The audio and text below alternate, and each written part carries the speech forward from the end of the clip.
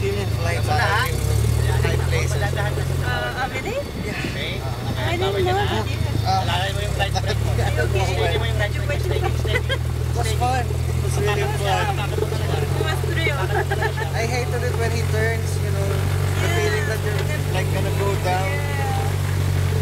Left break. Left. Paluin yung left. But he was the one who landed, Hayaan mo right? na yung right. I don't know. Left ka na.